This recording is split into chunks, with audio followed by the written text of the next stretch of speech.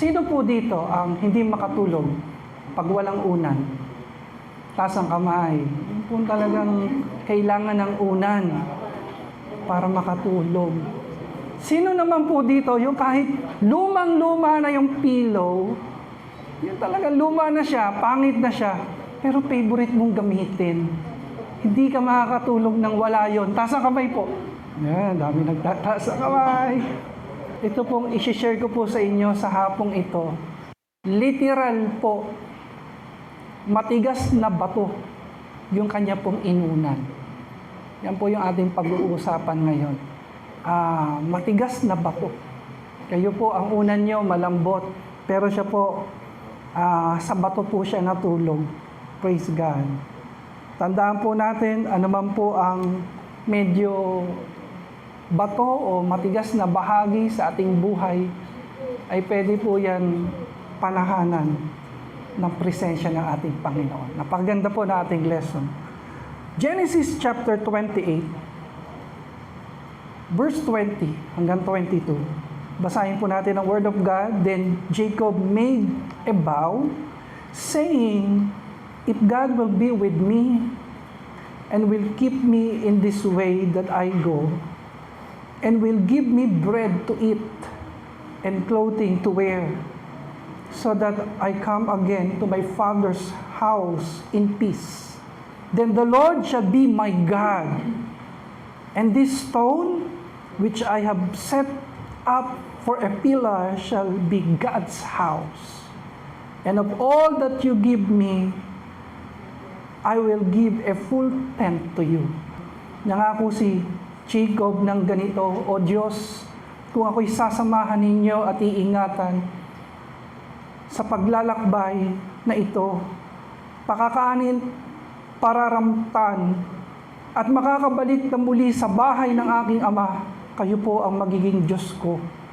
Sasambahin ko kayo sa lugar na ito, na pinagtayuan ko ng batong alaalang ito, at ialay ko sa inyo ang ikapo ng anumang ipagkakaloob ninyo sa akin." Pagpalain po ng Diyos ang kanya po mga salita. Palakpakan po natin ang Word of God sa araw na ito. Ano po ang pinaka-background ng kwento na ito, ng passage na ito, na pwede nating i-relate sa buhay po natin ngayon? Unang-una po, si Jacob po dito, may tinatakasan, may iniiwasan. Sino po dito medyo may iniiwasan, may tinatakasan? So parang si Jacob po tayo, ano po? Siya po ay makikipagsapalaran sa ibang lugar.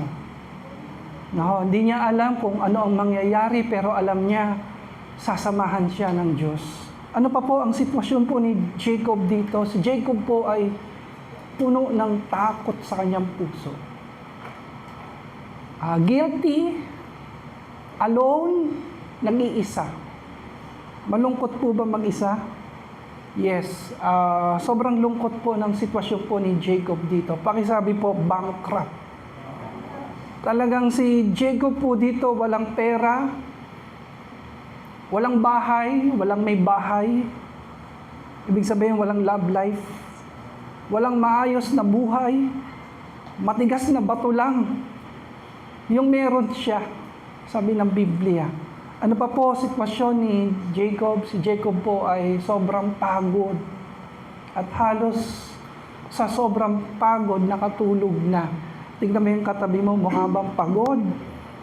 Maya-maya ako, matutulog na yan, kaya bantayan mo yan.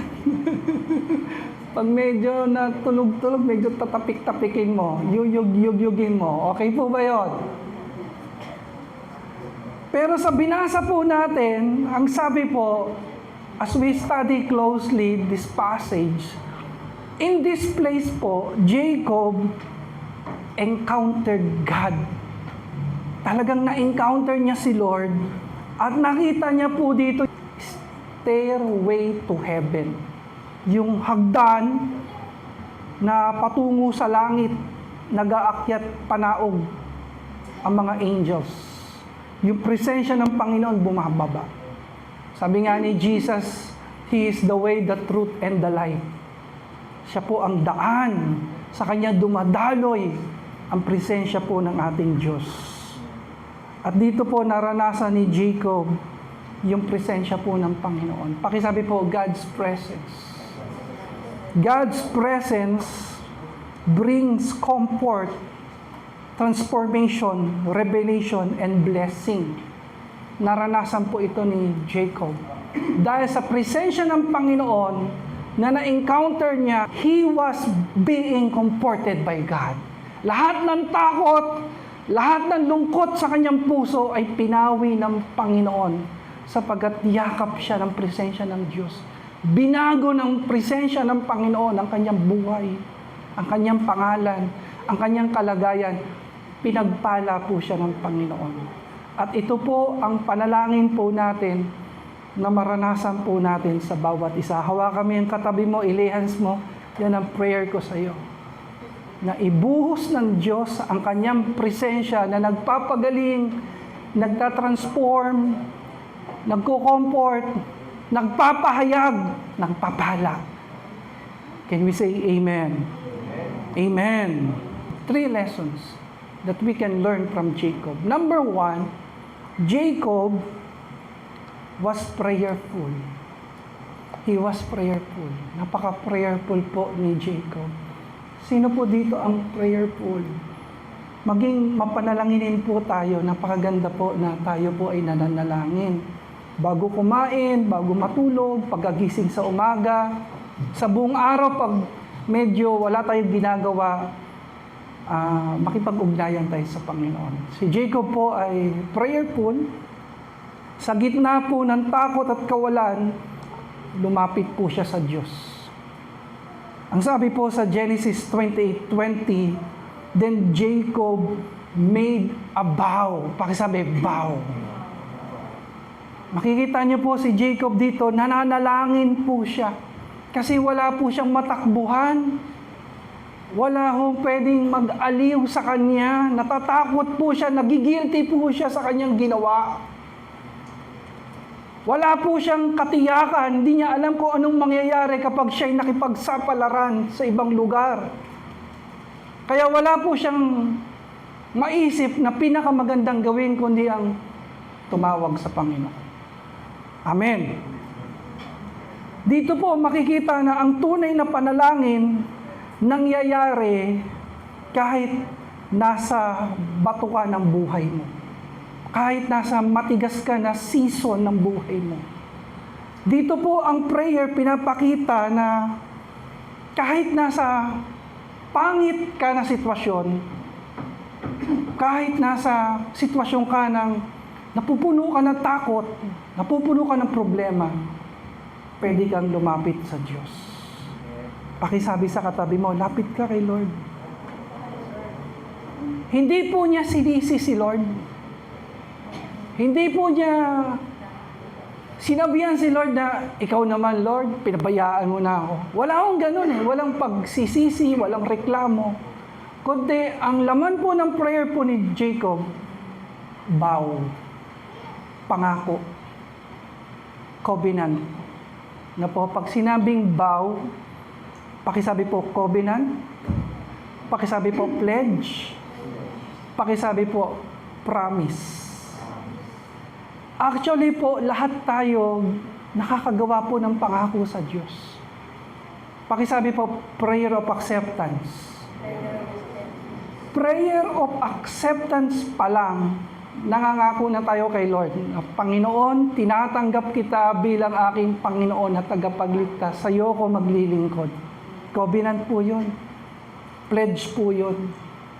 Sino po dito tumanggap sa Panginoon? Nakapangako tayo kay Lord na sa Kanya po tayo maglilingkod. Amen. Meron po mga nagsasabi, Lord, sagutin lang niya ako. Pakakasalan ko siya. Sino yung nakapagbigay ng pangako niya? Di ba? May mga panalangin po tayo na, Lord, please, just heal me. Heal me, Lord, and I will serve you. Nakapangako na po ba kayo ng ganyan? Lord, pagalingin mo lang ako. Maglilingkod ako sa iyo. Lord, bigyan mo lang ako ng trabaho.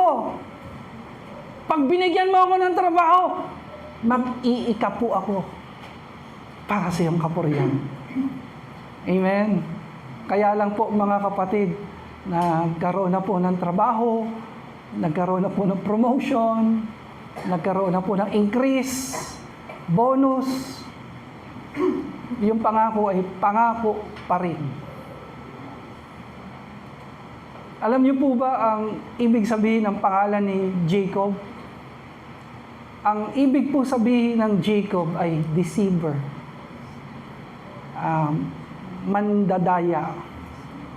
Okay, si Jacob po, ganyan po ang ibig sabihin ng pangalan niya, manloloko.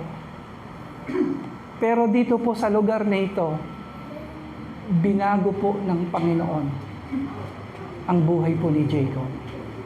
Alam niyo kung bakit? Kasi po, pakisabi po, 20 years. After 20 years, lahat ng mga binitawan niyang pangako, pinulpil po niya. Bumalik po siya sa lugar na ito, nagtayo po siya ng bahay panambahan, a place of worship. Kinilala niya ang Diyos na kanyang sasambahin at paglilingkuran, at ibinigay po niya ang lahat ng kanyang ikapu sa kapurihan po ng Panginoon. Amen.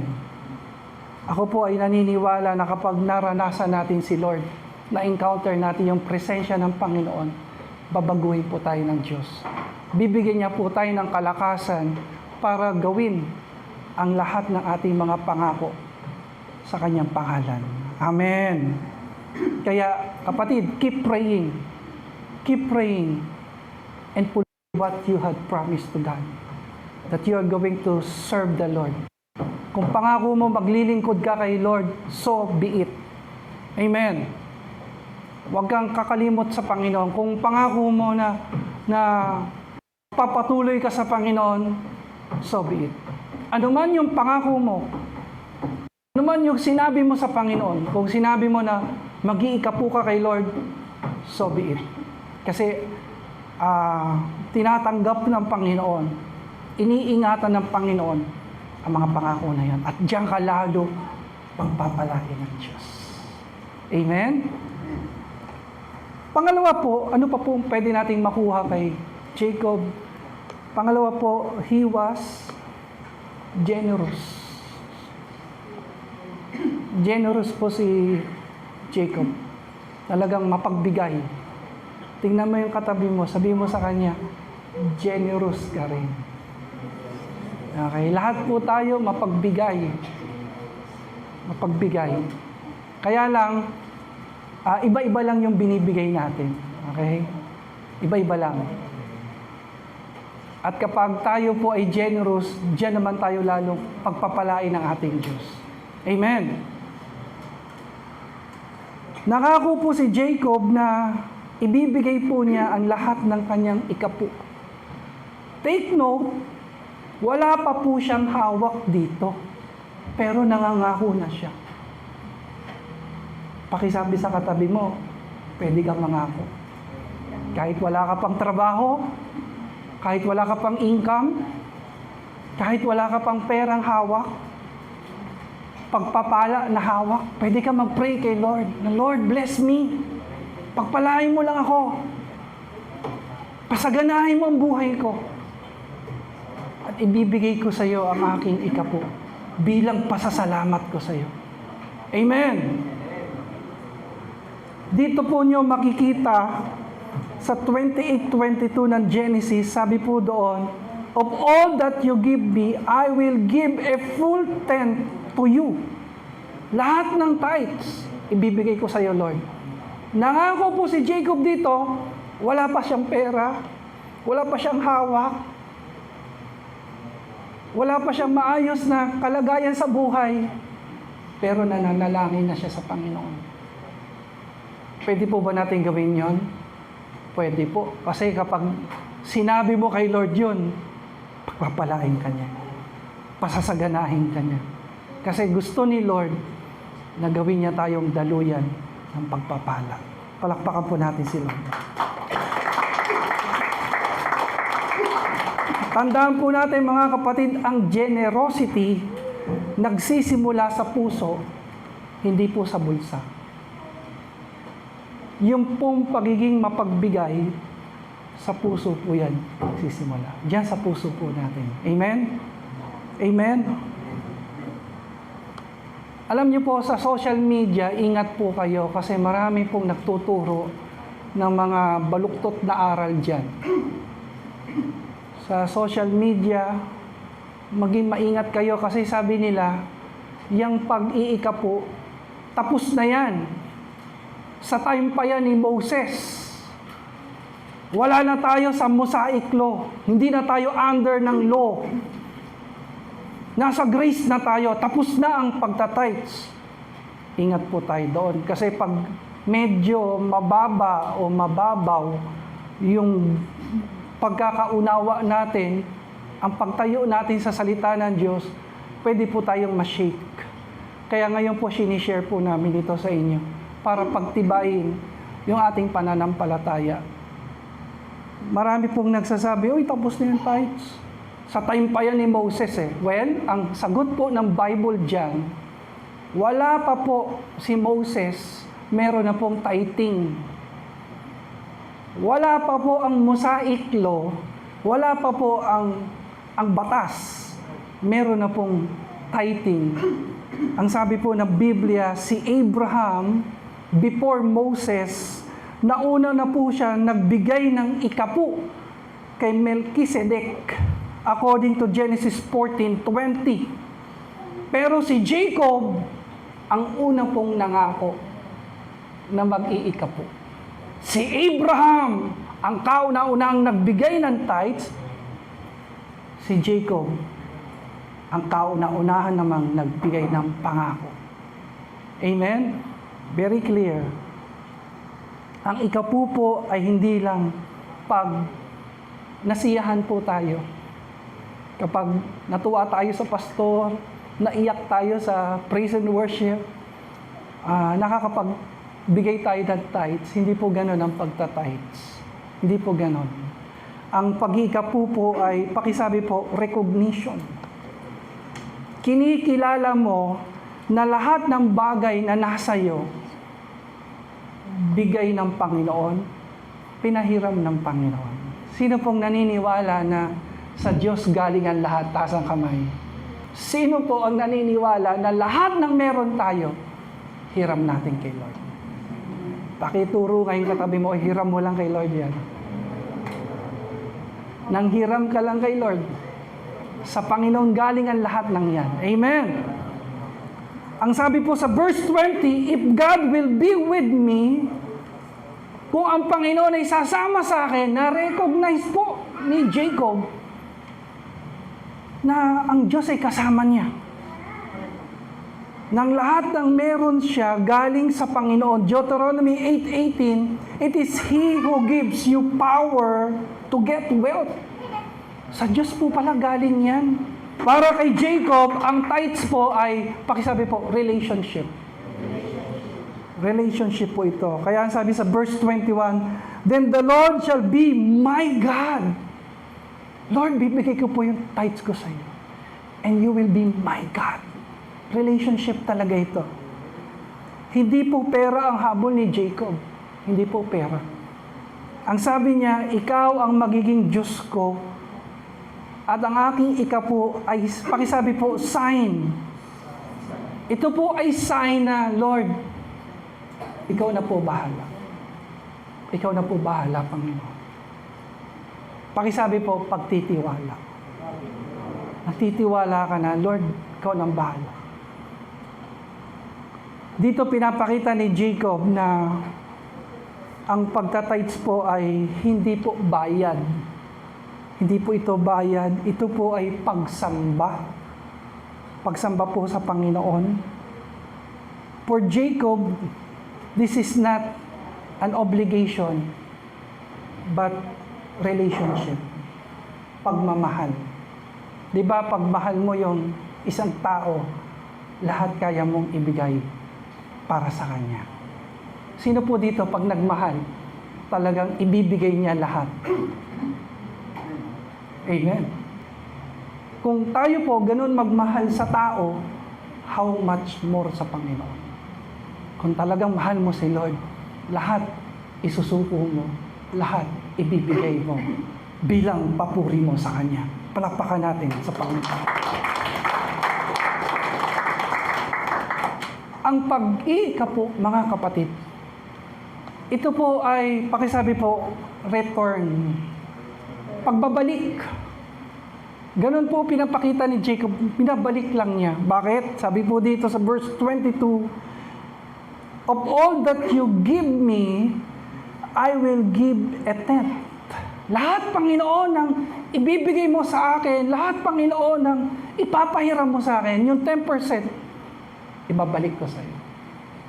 Amen? Nakitaan niyo po, pagbabalik, binabalik mo lang. Di po ba ang bait ng Diyos?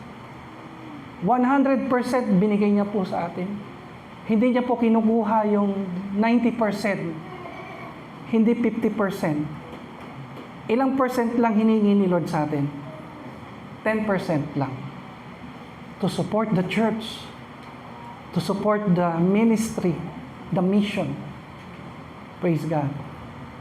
Sabi nga ng Malakay 3:10, bring the full tithe. Ibigay natin. Makiusap po ako sa inyo, mga kapatid. Huwag na ho natin bawasan. Huwag na ho natin kupitan si Lord. Pwede po ba yon? Alam niyo kung bakit? God is good. Tama po. And all the time, di ba, ang bait ni Lord? Ang buti ng Panginoon. He is so gracious to us. He has been good to us. Dati walang-wala naman tayo. Pero kinahabagan niya tayo. Pinagpala niya tayo. At alam mo sa sarili mo, pinahiram lang yan ni Lord sa'yo. Tapos kukupitan mo pa si Lord. Babawasan mo pa. Ako po, ang tingin ko po dyan, si Lord kasi mabait sa atin. Hindi niya binabawasan yung kanyang kabutihan, pagpapala, biyaya.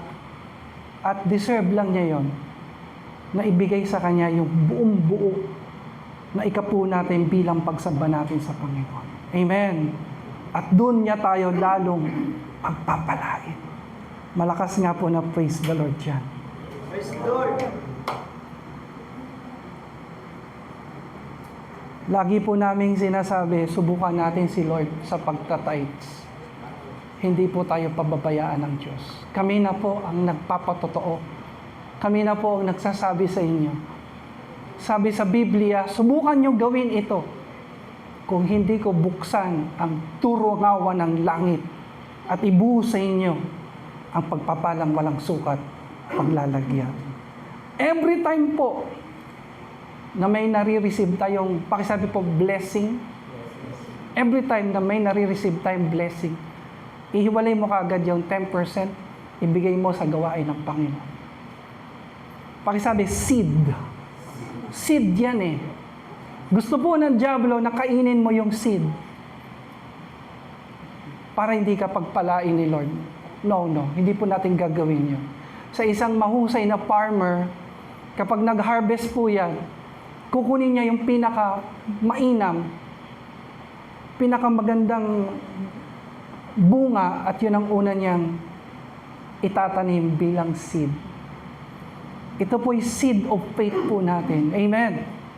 At kapag itinanim mo yan sa gawain ng Panginoon, pagpapalain tayo ng Diyos. By the way, mga kapatid, hindi tinitignan ni Lord yung laki ng tithes natin, ha?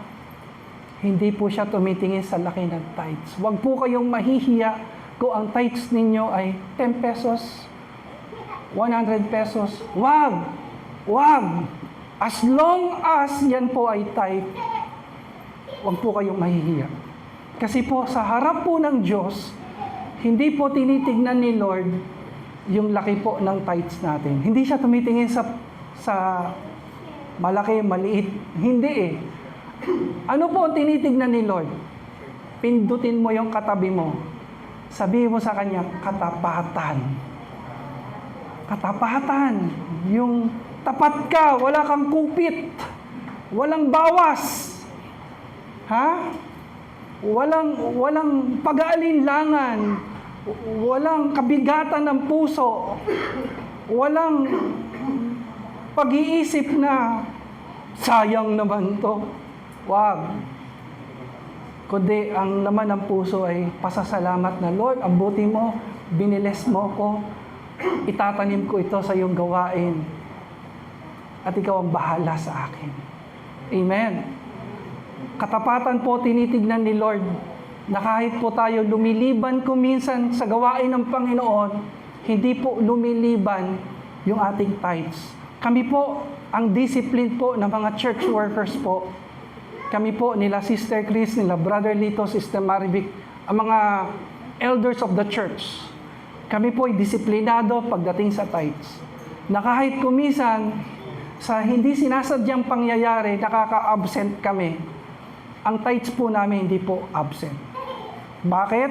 Kasi po, kahit minsan, hindi lumiban si Lord sa atin. Kasi po, ang ministry po natin, hindi po lumiliban sa mga gastusin. Tuloy-tuloy po ang gastusin ng ating ministry. Ganun po yun. Kaya, kung kayo po ay lumiliban kuminsan, huwag po sanang lumiban ang mga ikapo natin para kay Lord. Amen. Pag ganun po ang disiplina po natin, wow, lalo po tayong pagpapalaki ng Diyos. Praise God. Actually po, pakisabi po, advantage. May mga church, inalis po nila yung tithes. May mga church, kakakapakinig nila sa mga social media, sa mga nagtuturo, na alisin nyo yung tithes. May mga church po na ganyan. Nakakalungkot po yung nangyari sa kanila. Para sa amin, ang tithes po ay advantage. Lahat nakikinabang. Spiritually, financially speaking, lahat. Imagine mo yung church na walang tithing, mahirap. Nakita ko po, lahat tayo nakikinabang. Kasi kung hindi po tayo nagta-tithes, baka wala po tayo ganitong lugar. Maniwala po kayo. Nung panahon na nagsisimula ang church, yun naman po yung time na pinagpapala ng Diyos yung tindahan namin. Kung ang pastor po ninyo ay hindi po tither, hindi po natin ma-avail, hindi po natin mabibili itong mga properties nito. Kung yung mga workers na kasama namin, hindi po tither, hindi po namin makukuha itong lugar na ito. Pero dahil nga po, tapat kami, consistent kami sa aming pagta-tithes, napapaganda po ang church. Nabili po natin itong property ito. Naaayos natin yung gawain po ng Diyos. Tayo din po ang makikinabang. Maniwala po kayo. Si William Colgate, siya po ang founder and owner ng Colgate Company. Sila po yung gumagawa ng Colgate, Palmolive, mga sabon, mga shampoo, toothpaste. Nung nagsisimula po siya, sabi niya, Lord, i-bless mo po ako at lahat ng tithes ibibigay ko. 10% talaga binibigay niya. Pinagpala siya ni Lord. Alam niyo po, dumating yung time na hindi na siya nasisiyan sa 10%. 20% binibigay niya. Hanggang umabot siya sa level ng 30, 40, 50%. Umabot siya sa 50%. Hinati niya na yung income niya kay Lord. Sa gawain mo, Lord, 50-50 tayo, hating kapatid, at ito lang ang sa akin. Pangatlo po, as we end, ano pa po ang pwede nating matutunan kay Jacob? He was prayerful. He was generous pagdating sa tithes. Pangatlo po, he was worshiper. He was a worshiper. Talagang mananamba talaga si Jacob. Hindi lang po siya nangako na sumamba, kundi ang sabi ng Biblia, he took the stone and set it up for a pillar and poured oil on top of it. Genesis 28:18. Dito nyo makikita na sumamba po si Jacob. Sabi po doon, this stone shall be God's house. Ang worship po mga kapatid ay pagtayo ng altar sa buhay mo. Pag-alala na si Lord ang Diyos para sa iyo sa lahat ng panahon. Pakisabi po, worship. Every Sunday, let us worship the Lord. Every day, let us have time to worship the Lord privately. Magkaroon po tayo ng pagsamba sa Panginoon araw-araw. Praise God. Tayo pong lahat ay tumayo. Mga kapatid, si Jacob, sa lugar na ito, ang tawag po ay Luz. Pakisabi po, Luz. Dito po siya natulog gamit bato. Dito po siya natulog. Punong-puno siya ng takot, pangamba, walang katiyakan. Pag ni-research nyo po yung Luz, ang ibig po sabihin ng Luz, almond tree. Pero marami po mga scholars nagsasabi na ang definition talaga ng Luz, pakisabi po, kapanglawan. Pakisabi po, kalungkutan. Pakisabi po, pag-iisa. Kaya sa mga Tagalog Bible, pag nabasa nyo po, siya ay nasa lugar ng Luz, sa lugar ng mapanglaw, malungkot.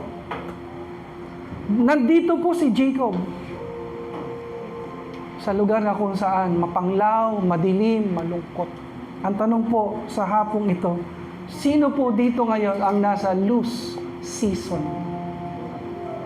Tanungin mo yung katabi mo, nasa Luz season ka ba ngayon? Na para kang nag-iisa, nalulungkot,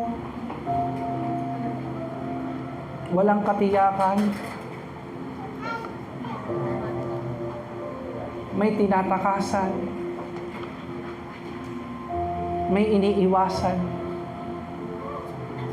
Pero nung nagpunta po ang Panginoon, nung nagpakita po ang Panginoon sa lugaring ito, ang Luz po na ito ay pinalitan po ng Panginoon. Tinawag po itong Bethel. Pakisabi po, Bethel. Tahanan ng Diyos. House of God. I pray na yung bawat Luz season po natin, palitan po ng Panginoon.